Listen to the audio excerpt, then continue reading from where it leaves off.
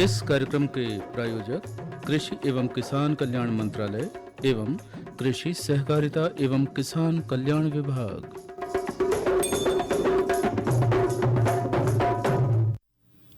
कार्यक्रम किसान वाणी सुन रहे आप सभी श्रोताओं का स्वागत है आज की चौपाल में। आज नई और रोचक जानकारी लेकर मैं कीर्ति छछाने और मैं स्वाति जैन आपके साथ तो स्वीकार करें हमारी राम राम। देखो ना कीर्ति बहन, अभी वैशाख का महीना चल रहा है। सभी शादी ब्याह में आना जाना भी कर रहे हैं और हमारे किसान भाई बहन भी आना जाना कर रहे हैं और अपनी फसल को भी भंडारित कर रहे हैं और बेच भी रहे हैं। बिल्कुल, और यही तो समय है जब हमारे किसानों की महीनों की मेहनत का फल उन्हें मिलता है। बिल्कुल बिल्कुल सही कहा आपने कीर्ति बहन। और आज की चौपाल में हम कौन सी जानकारी दे रहे हैं अपने किसान भाइयों को? देखो, आज हम ऐसी योजना के बारे में बताएंगे जो हमारे किसानों को वित्तीय सहायता प्रदान करती है। कीर्ति बहन, कहीं आप प्रधानमंत्री धन धान्य कृषि योजना और किसान क्रेडिट कार्ड योजना की तो बात नहीं कर रही हैं? अरे वाह, आपने तो बिल्कुल सही पहचाना। यही वो दो योजनाएं हैं जो हम बात करने वाले हैं। पहली जो है धन्य धान्य कृषि योजना है। यह किसानों को आधुनिक कृषि तकनीकों और उपकरणों का उपयोग करने में मदद करती है। और दूसरी योजना है किसान क्रेडिट कार्ड योजना, जो किसानों को खेती के लिए आवश्यक वित्त प्रदान करती है। बिल्कुल, जहां केसीसी का उद्देश्य किसानों को उनकी खेती की जरूरतों के लिए ऋण प्रदान करती है ना, जबकि धन्य धान्य योजना है उसका उद्देश्य भारतीय कृषि को आधुनिक बनाना है और किसानों को बेहतर कृषि तकनीकों का उपयोग करने में मदद करना है। और आज हमारे साथ मेहमान क्रम भी तो होंगे ना? बिल्कुल होंगे। तो आज हमारे साथ हैं डॉक्टर नेहा साहू, जो जिला पशु चिकित्सालय छिंदवाड़ा में पशु चिकित्सा अधिकारी के पद पर कार्यरत हैं, जो हमें गर्मी के मौसम में पशुओं की देखभाल कैसे करना है इसकी जानकारी देंगी। बिल्कुल, और आज है दिन गुरुवार, तो होगा हमारा लोक रंजनी क्रम, जिसमें हम अपने श्रोताओं के पसंद के लोकगीत सुनवाएंगे। हाँ कीर्ति बहन, आज तो लोक रंजनी है। बिल्कुल। और कीर्ति बहन, मुझे आपके हाथ में एक पत्र दिखाई दे रहा है, जरा बताइए तो ये पत्र कहाँ से आया है? देखो स्वाति बहन, ये पहला पत्र जो हम पढ़ रहे हैं ये आया है न्यूटन चिखली नंबर 11 से। लिखने वाले हैं देवी शंकर गुप्ता, श्रीमती उमा गुप्ता, रोहन गुप्ता, देवेश गुप्ता, पप्पू गुप्ता, विष्णु गुप्ता, मुनिया। और कीर्ति बहन, मेरे हाथ में भी एक पत्र है और ये पत्र आया है चौखड़ा से और इसे भेजने वाले हमारी श्रोता हैं खुशहाली उसेठे, दशरथ रघुवंशी, आशु कोलारे, सरजू परतेती, झापू तिरकाम, मुकेश और अजय टेकरे, अशोक पटेल, कमलेश एवं नीलेश पटेल। तो इन्होंने कौन से गीत की फरमाइश की है? देखो, इन्होंने एक देवी गीत की फरमाइश करी है, तो चलिए इनको सुनवाते हैं रामाधीन आर्य की आवाज में ये देवी गीत। चलिए सुनते हैं। नजरिया अटके रही तोरे द्वार पे हो मां, नजरिया अटके रही तोरे द्वार पे हो मां, तो और कहाँ मैं जाऊं नजरिया, हाँ मां नजरिया अटके रही तोरे द्वार पे हो मां, नजरिया अटक रही तोरे द्वार पे हो मां।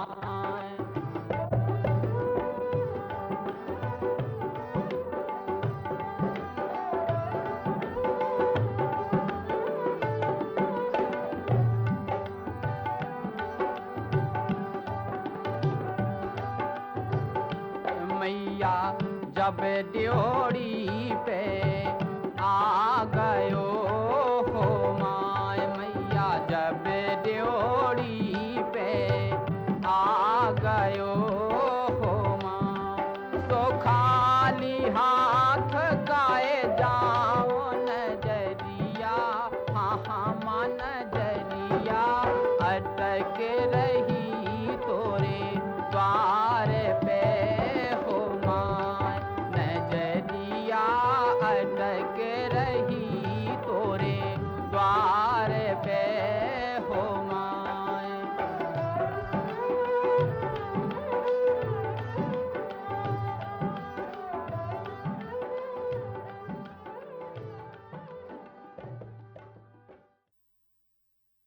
तो चलिए, अपना मनोरंजन तो हो गया, अब जुड़ते हैं अपन आज की बात से, जिसका विषय अपने श्रोताओं को एक बार फिर से बता देते हैं, जो है प्रधानमंत्री धन्य धान्य कृषि योजना एवं किसान क्रेडिट कार्ड योजना, जिसे अपन KCC भी कहते हैं।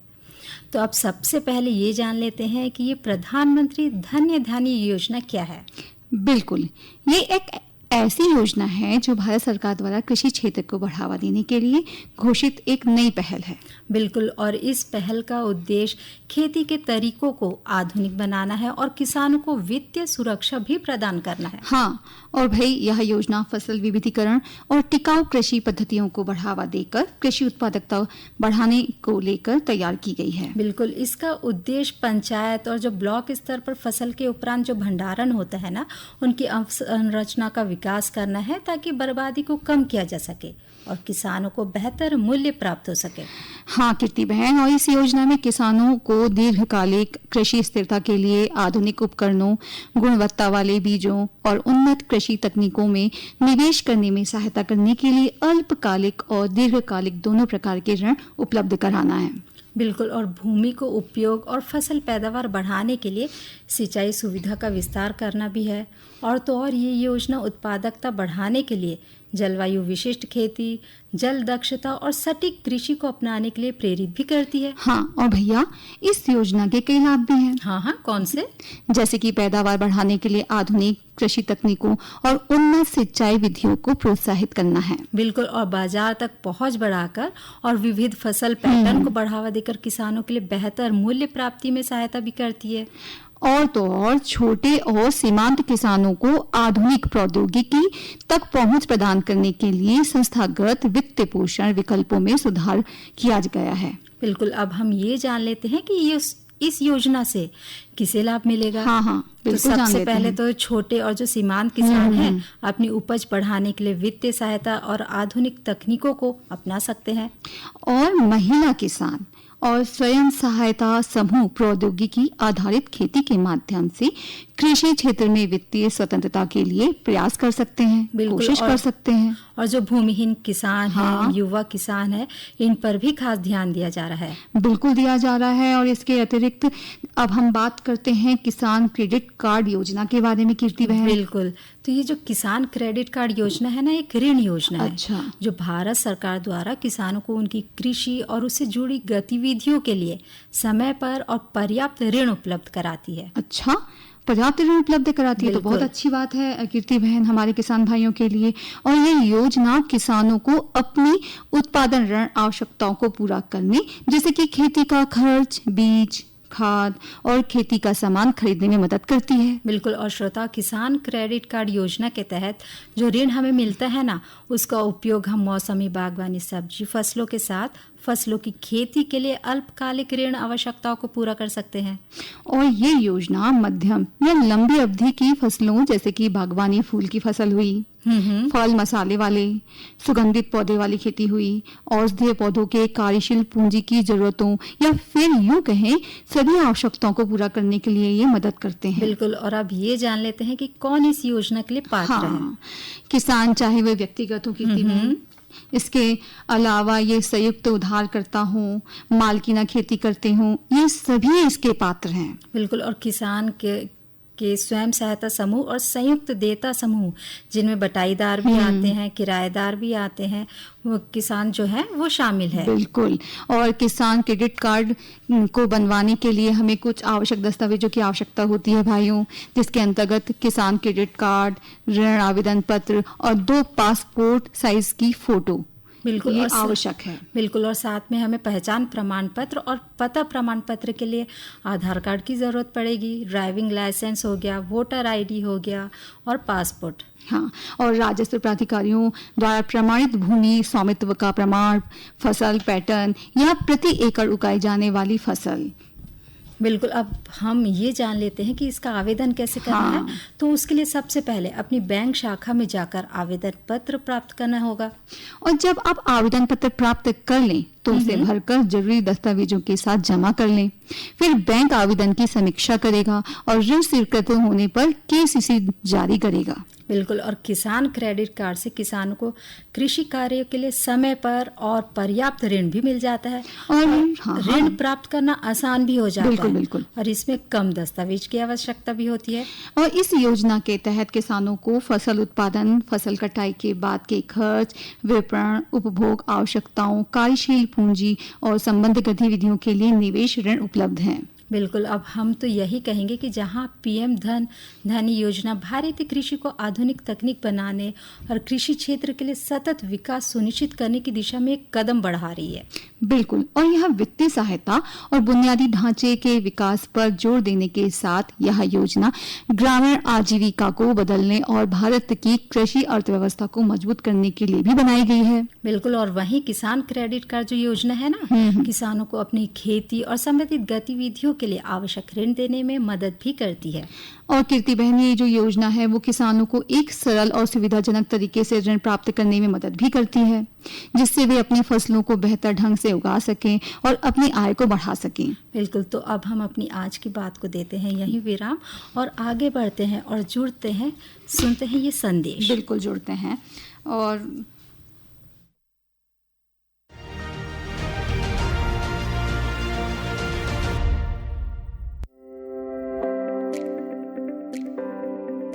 आज भारत का किसान पहले से अधिक सशक्त, समृद्ध और आत्मनिर्भर है। इसका कारण है माननीय प्रधानमंत्री श्री नरेंद्र मोदी जी के नेतृत्व में भारत सरकार द्वारा लगभग 10 वर्षों से किसानों के लिए चलाई जा रही अनगिनत योजनाएं, जैसे सॉइल हेल्थ कार्ड, प्रधानमंत्री फसल बीमा योजना, पीएम किसान सम्मान निधि योजना, पीएम किसान समृद्धि योजना, पीएम कृषि सिंचाई योजना इत्यादि। इस वर्ष लाल किले की प्राचीर से प्रधानमंत्री जी ने कृषि के क्षेत्र में आधुनिकीकरण की दिशा में एक संकल्प लिया कि हमारे एग्रीकल्चर सेक्टर में टेक्नोलॉजी आए, एग्री टेक को बल मिले, इसलिए विमेन सेल्फ हेल्प ग्रुप की बहनों को हम ट्रेनिंग देंगे और हजारों ऐसे विमेन सेल्फ हेल्प ग्रुप को भारत सरकार ड्रोन देगी, ट्रेनिंग देगी और हमारे एग्रीकल्चर के काम में ड्रोन की सेवाएं उपलब्ध हो, इसके लिए हम शुरुआत करेंगे। प्रारंभ हम 15,000 विमेन सेल्फ हेल्प ग्रुप के द्वारा ये ड्रोन की उड़ान का हम आरंभ कर रहे हैं। इसी कड़ी में आज प्रधानमंत्री नरेंद्र मोदी जी ड्रोन दीदी योजना का शुभारंभ कर रहे हैं। भारत सरकार की नई पहल के अंतर्गत ड्रोन दीदी योजना को कार्यान्वित किया गया है। ड्रोन और उसके सहायक एक्सेसरीज की खरीद के लागत का 80% या अधिकतम 8 लाख रुपए तक स्वयं सहायता समूहों को केंद्रीय वित्तीय सहायता प्रदान की जाएगी। इस क्रांतिकारी पहल से अतिरिक्त आय अर्जित करने के लिए हमारे किसान सक्षम होंगे। माननीय प्रधानमंत्री श्री नरेंद्र मोदी जी के नेतृत्व में भारत सरकार किसानों को ड्रोन के उपयोग के लिए प्रोत्साहित कर रही है। किसान ड्रोन का उपयोग कर पारंपरिक खेती के तरीकों को बदल रहा है। आधुनिक हाई रेजोल्यूशन कैमरा और उन्नत सेंसर से लैस किसान ड्रोन भारतीय कृषि क्षेत्र को नई ऊंचाइयों पर ले जाने की क्षमता रखते हैं। कीटनाशकों और उर्वरकों का छिड़काव, हवाई निगरानी, फसल और मृदा स्वास्थ्य की निगरानी, बीजारोपण, क्षतिग्रस्त फसलों का आकलन और फसल बीमा के दावों की जानकारी दे सकता है। किसान ड्रोन की उपलब्धता के लिए केंद्रीय कृषि मंत्रालय द्वारा ड्रोन की खरीद के लिए वित्तीय सहायता दी जा रही है। ड्रोन दीदी योजना को अपनाने से स्वयं सहायता समूह की महिलाओं पर व्यापक प्रभाव पड़ेगा और इनकी आय में भी वृद्धि होगी। प्रधानमंत्री जी। कल तक जो हमारे किसान संसाधन के अभाव में कठिनाइयों में थे, वो अब नई तकनीक की ताकत से मजबूत हो रहे हैं और यही परिवर्तन हमारा नया भारत है, जिसकी गूंज पूरी दुनिया में सुनाई दे रही है। और किसान भाइयों, इन महत्वपूर्ण संदेशों के बाद हम फिर जुड़ते हैं हमारे लोक रंजनी क्रम से। और कीर्ति बहन, मेरे हाथ में एक पत्र आया है और ये पत्र आया है सीमनी मंडी सारना से, और इसे भेजने वाले हमारे श्रोता हैं दीपक यादव, नंद किशोर यादव, अरविंद यादव, लक्ष्मी एवं आशा यादव और पुरुषोत्तम पटेल। इसके अलावा मेघा सिंह से भी एक पत्र आया है और ये पत्र भेजने वाले हमारे श्रोता हैं श्याम बंदेवाल, सुमित, सुचित और सेवक बंदेवाल और सविता बंदेवाल। स्वाति बहन, देखो मेरे पास भी एक पत्र आया है और लिखने वाले हैं Pipariya road, Newton, ward number 1, तहसील परासिया, जिला छिंदवाड़ा से Hariram Sahu, Manjulata Sahu, Gagan, Payal Sahu, Vandana, Chandra Prakash Sahu, master Prince, master Yuvi Sahu, Bhavani Sahu, Pappu Sahu, Salim Ansari. और इन्होंने फरमाइश करे हैं कि इन्हें कोई विदाई गीत सुनवाइए। तो चलिए सुनवाते हैं मंजूर हुसैन खां की आवाज़ में ये विदाई गीत। सदा सुहागन रहियो मोरे लाल, जावो लले तुम फलियो फूलियो, सदा सुहागन रहियो मोरे लाल।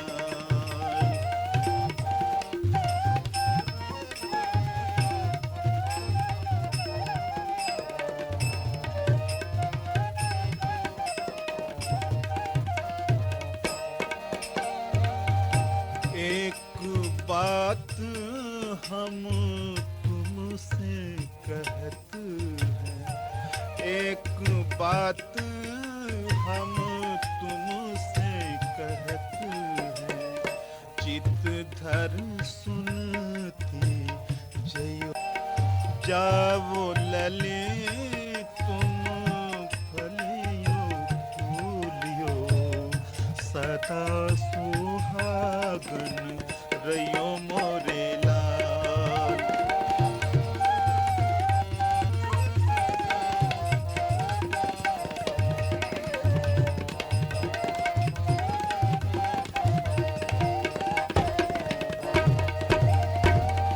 सास ससुर की सेवा करियो, सास ससुर की सेवा करियो, पति की पूजा करियो मोरे लाल।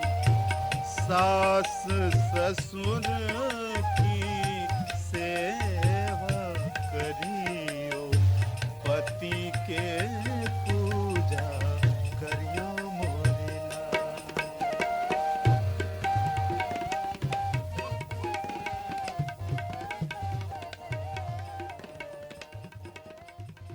चलिए, मनोरंजन तो हो गया, अब आगे बढ़ते हैं और जुड़ते हैं मेहमान क्रम से। और आज हमारे मेहमान हैं डॉक्टर नेहा साहू, जो जिला पशु चिकित्सालय छिंदवाड़ा में पशु चिकित्सा अधिकारी के पद पर कार्यरत हैं। और इनसे गर्मी के मौसम में पशु की देखभाल पर स्वाति जैन की बातचीत है। तो चलिए सुनते हैं ये मेहमान क्रम। किसान भाइयों, आज हम आपसे गर्मी के मौसम में पशुओं की देखभाल इस विषय पर चर्चा कर रहे हैं।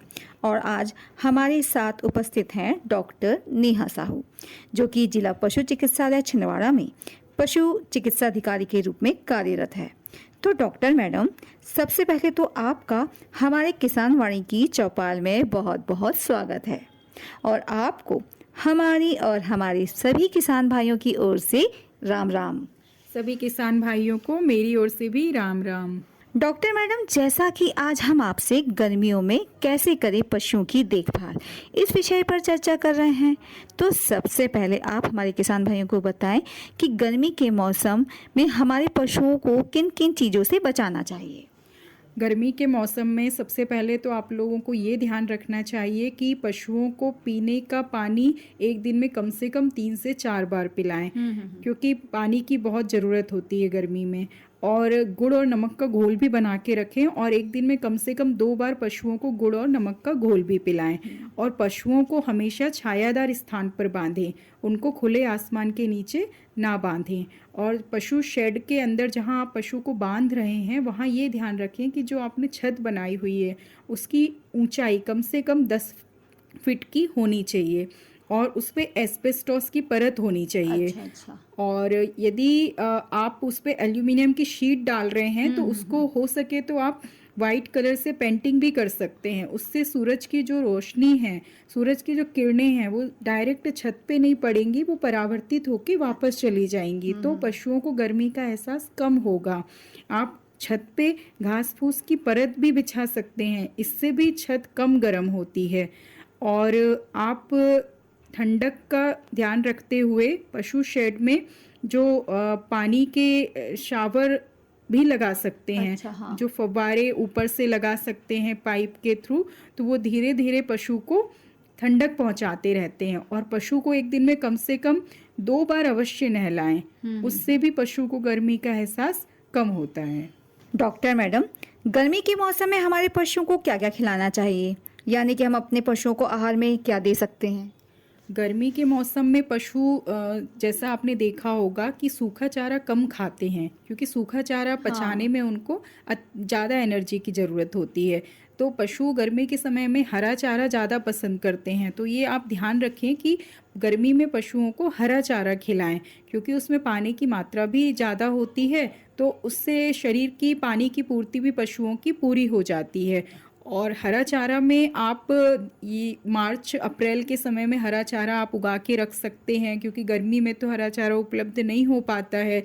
और उसमें आप ये जिसके यहाँ सिंचित भूमि नहीं है तो वो घास भी काट के रख सकता है और गर्मी के लिए तैयार करवा सकता है। और अत्यधिक जो हरा चारा जिसके यहाँ होता है तो साइलेज के रूप में भी उसको तैयार करके गर्मी के लिए रख सकते हैं। और जैसा मैंने आपको बताया कि गुड़ और नमक का घोल भी आपको एक दिन में कम से कम 2 बार पशुओं को पिलाना चाहिए। मिनरल मिक्सचर आहार में शामिल करना चाहिए, वो बहुत ज़रूरी है गर्मी के समय में पशुओं के लिए। अच्छा, और गर्मी के मौसम में डॉक्टर मैडम हमें अक्सर ये देखने को मिलता है कि हमारी जो दुधारू पशु होते हैं, यानी कि दूध देने वाले पशु, उनका दूध जो है वो बहुत कम हो जाता है। तो दूध बढ़ाने के लिए हम क्या कर सकते हैं? गर्मी के मौसम में चूँकि पशु तनाव में रहता है, गर्मी का समय तापमान बढ़ने की वजह से पशु तनाव में आ जाता है, और तनाव में होने की वजह से जो ऑक्सीकरण पदार्थ शरीर में बन रहे हैं उनकी वजह से पशु अत्यधिक तनाव में चला जाता है और दूध उत्पादन में कमी कर देता है। उसकी पूर्ति के लिए जैसा कि मैंने बताया कि आहार प्रबंधन में यदि आप उसको अच्छा हरा चारा खिलाएंगे तो उससे उसकी पानी की पूर्ति होती रहेगी। गुड़ और नमक का घोल देंगे और इसके साथ साथ आप उसमें मिनरल मिक्सचर शामिल करिए और कैल्शियम ज़रूर शामिल करिए, क्योंकि कैल्शियम देने से भी इसमें दुग्ध उत्पादन में कमी नहीं आएगी। यदि आप आहार प्रबंधन का अच्छे से ख्याल रखेंगे तो दुग्ध उत्पादन में पशुओं की कमी नहीं आएगी। अच्छा, और गर्मी के मौसम में हमारे पशुओं को कौन कौन सी बीमारी होने का खतरा रहता है? गर्मी के समय में सबसे पहले तो पशु को लू लगने का खतरा रहता है। लू लगने में शरीर का तापमान अत्यधिक बढ़ जाता है और पशु तेजी से सांस लेने लगता है, हाँफने लगता है, जीभ बाहर निकाल लेता है, कई बार तो मुंह से झाग भी आने लगते हैं और पशुओं की मृत्यु हो जाती है। और दूसरी चीज़ पशु के शरीर में पानी की कमी होना, क्योंकि पसीने का भी स्त्रावण बहुत ज़्यादा होता है शरीर से और धीरे धीरे पशु के शरीर में पानी की कमी होने लगती है गर्मी की वजह से। तो पानी की कमी होने से शरीर एकदम कमज़ोर हो जाता है और उससे भी उसकी मृत्यु होने की संभावना बढ़ जाती है। तीसरा, कई तरह की संक्रामक बीमारियां भी गर्मी में पशु को घेर सकती हैं, जैसे गलघोटू हो गया, लंगड़ा बुखार है, खुरपका मुँह पका है। चौथा, जो परजीवी रहते हैं, आंतरिक परजीवी और बाह्य परजीवी, जैसे किलनी लग जाती हैं शरीर में और शरीर में अंदर आंतरिक परजीवी रहते हैं, तो इस समय समय पे आपको कृमिनाशक दवाइयाँ देती रहनी चाहिए। और पशु का जो कोठा है उसमें आप कोशिश करो कि किल्ली मार से आप वहाँ पे बढ़िया साफ़ सफाई रखें, जिससे पशुओं में किलनी जैसी समस्याएं उत्पन्न ना हों। और पशुओं को समय पे टीका लगवाएं तो संक्रामक बीमारियों का खतरा भी नहीं रहेगा। अच्छा डॉक्टर मैडम, एक आखिरी सवाल आपसे, क्या आप किसानवाणी कार्यक्रम सुनती हैं? जी हाँ, मैं सुनती हूँ ये कार्यक्रम आपका। कैसा लगता है आपको हमारा कार्यक्रम? ये कार्यक्रम मुझे बहुत अच्छा लगता है। अच्छा डॉक्टर मैडम, आपने अपना कीमती समय निकालकर बहुत अच्छी जानकारी हमारे किसान भाइयों को दी, इसके लिए आपका बहुत बहुत धन्यवाद। धन्यवाद। श्रोता मेहमान क्रम के अंतर्गत अभी आप सुन रहे थे डॉक्टर नेहा साहू, जो कि जिला पशु चिकित्सालय छिंदवाड़ा में पशु चिकित्सा अधिकारी के पद पर कार्यरत है। और ये हमें गर्मी के मौसम में पशु की देखभाल किस प्रकार करनी है, इस पर स्वाति जैन से बातचीत कर रही थी। और स्वाति देखिए, अब चलते हैं, आगे बढ़े और जो संदेश आ रहे हैं उसे सुन लेते हैं। बिल्कुल सुन लेते हैं। किसानों की आमदनी में वृद्धि और उनके जीवन में खुशहाली, यही है संकल्प जिसे साकार करने के लिए मिशन मोड में कार्य कर रही है भारत सरकार। इसी दिशा में एक ठोस कदम है ई समृद्धि पोर्टल, जिसे नेफेड ने बनाया है। इस पोर्टल का उद्देश्य पंजीकृत किसानों के लिए फसल की खरीद और पैसे के भुगतान की संपूर्ण प्रक्रिया को सरल और पारदर्शी बनाना है। पोर्टल पर पंजीकरण की प्रक्रिया बेहद आसान है। किसान अपने मोबाइल या कंप्यूटर से ई समृद्धि वेबसाइट या ऐप पर जाकर पंजीकरण कर सकते हैं। पैक्स और एफपीओ के माध्यम से भी पंजीकरण किया जा सकता है।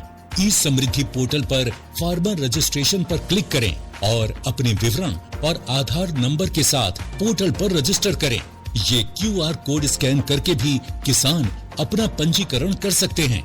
रजिस्ट्रेशन के उपरांत किसान अपनी उपज को एमएसपी पर नेफेड के माध्यम से बेच सकते हैं और यदि बाजार मूल्य अधिक है तो बाजार में भी बेच सकते हैं। यानी तूर, मसूर और उड़द की एमएसपी पर खरीदी की 100% गारंटी देता है नेफेड। नेफेड द्वारा पैसे का भुगतान नेफेड अकाउंट से सीधा किसान के खाते में किया जाता है। इस प्रक्रिया में नेफेड और किसान के बीच कोई अन्य मध्य एजेंसी नहीं होती है। किसान इस पोर्टल के माध्यम से सरकार द्वारा किसानों के लिए चलाई जा रही कई योजनाओं का लाभ ले सकते हैं। नेफेड से पंजीकृत किसानों को मिलता है फसल के सही दाम पर बिक्री का भरोसा। अगर आप किसान हैं तो आप भी ई समृद्धि पोर्टल का लाभ ले सकते हैं। पंजीकरण कराओ, फसल का उचित मूल्य पाओ। कृपया दिए गए क्यूआर कोड को स्कैन करके पंजीकरण कराएं।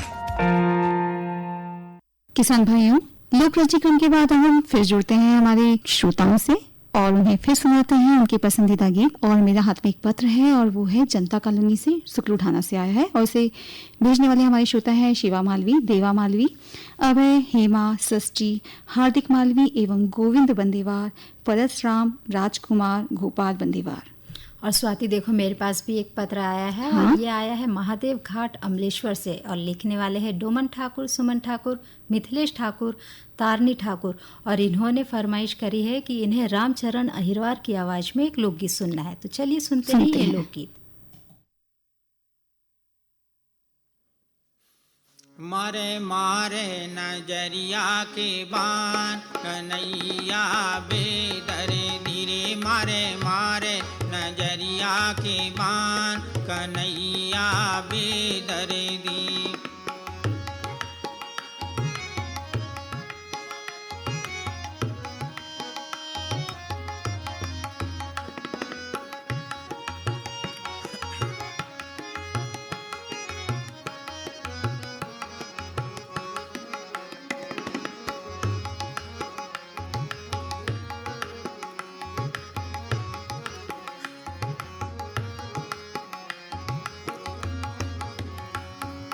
कभऊ तो रोके मोरी डगरिया, कभऊ तो रोके मोरी डगरिया, मारे कंकरिया होरे गघरिया, मारे कंकरिया होरे गघरिया, मुरो खूबई करे रान कन्हैया बेदर्दी, मारे मारे नजरिया के बान कन्हैया बेदर्दी।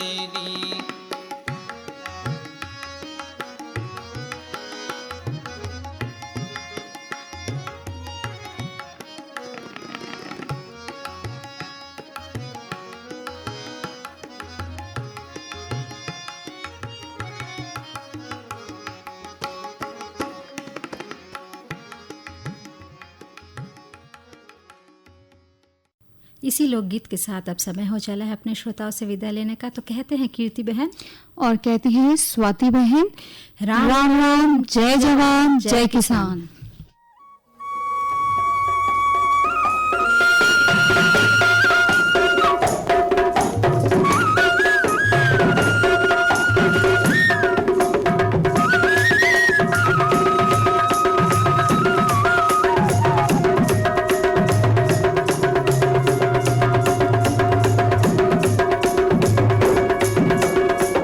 इस कार्यक्रम के प्रायोजक कृषि एवं किसान कल्याण मंत्रालय एवं कृषि सहकारिता एवं किसान कल्याण विभाग।